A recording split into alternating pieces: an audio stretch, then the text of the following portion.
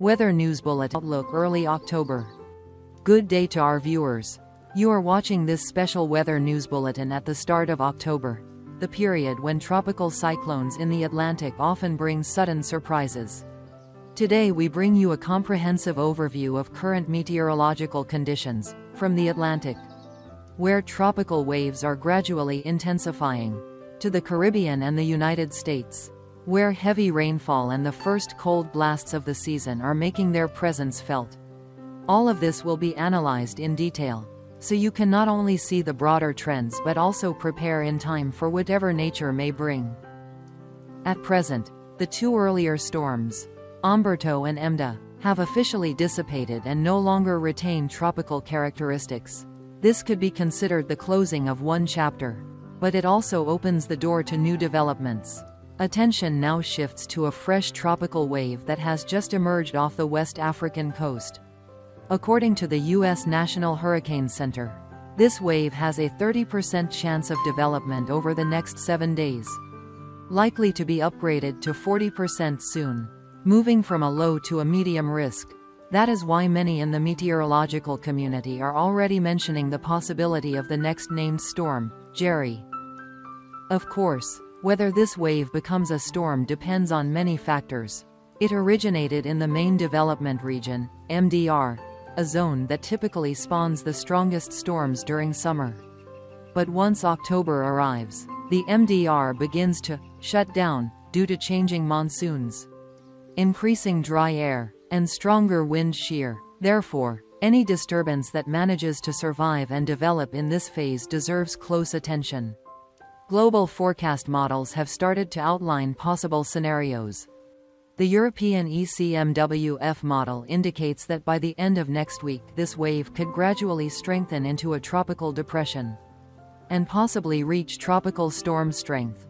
The simulated track shows the system moving toward Puerto Rico, then curving northward, passing near Bermuda before heading into the open Atlantic. This would be a relatively safe scenario, threatening only lightly the smaller islands while mainly staying offshore. However, not all model runs have been identical. Some earlier ECMWF runs depicted a more concerning outcome, with the system dipping southward, sweeping through the Caribbean, and even entering the Gulf of Mexico at strong intensity. While that risk has been diminishing, the variation is a reminder to remain cautious. Meanwhile, the American GFS model shows a fairly similar picture: formation of a tropical depression and potential intensification into a storm near the Virgin Islands and Puerto Rico.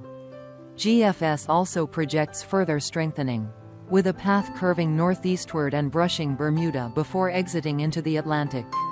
One difference is that GFS tends to push the system farther north, reducing the risk of a direct land impact but still raising concerns for heavy rain and large surf across smaller islands. The German ICON model suggests a milder scenario, portraying the wave as persistent but soon steered northward into higher latitudes, lowering the chance of significant Caribbean impacts. Ensemble forecasts and AI-assisted Euro models remain split.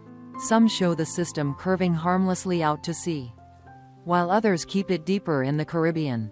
This spread underlines the high level of uncertainty, making day-by-day monitoring essential. Looking at the broader environment, the Madden-Julian Oscillation, MJO, is playing a crucial role. Early October finds much of the Atlantic under a suppressed phase, with sinking air limiting convection.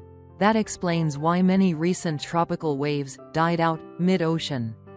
The important news, however, is that from mid-October the MJO is forecast to shift into a more favorable phase, enhancing rising motion and storm development. Meteorologists therefore expect a late peak in the season, with increased chances of homegrown systems in the Caribbean, the Gulf of Mexico, and just offshore the southeast U.S. Another factor is sea surface temperature. This year, waters across the Caribbean and Gulf of Mexico remain significantly above average, providing abundant fuel for potential storms. By contrast, waters off West Africa, where Jerry's wave has emerged, have only recently warmed after a long cool stretch. leaving some uncertainty over whether the system can capitalize on this energy.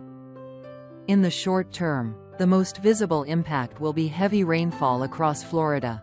Moist tropical air streaming in is expected to dump 100 to 200 millimeters, 4 to 8 inches, of rain along Florida's east coast through the week. Cities such as Miami, Fort Lauderdale, and West Palm Beach face localized flooding risk. Rain is also expected to spread northward into Georgia and South Carolina, with Savannah potentially receiving 125 to 150 millimeters. Onshore northeast winds will further aggravate conditions, generating rough seas, high surf, and dangerous rip currents that threaten tourism and fishing activity. Elsewhere in the United States, weather patterns are also shifting. In the west, a strong atmospheric trough is moving into the Rockies, triggering widespread thunderstorms and even early-season snow in high-elevation areas of Wyoming and Montana, clear signs that winter is approaching. Across the central states, from Colorado to the Dakotas, residents should prepare for severe storms bringing hail and damaging winds. Meanwhile, the Northeast is enjoying classic autumn weather, crisp, dry, and colorful foliage. In the South, including Texas, Louisiana, and Mississippi, heat remains intense, with highs of 32 to 35 degrees Celsius, 90 to 95 degrees Fahrenheit, and oppressive humidity. Looking out 7 to 10 days, the meteorological picture can be summarized as follows. The West African wave could become Jerry within a week.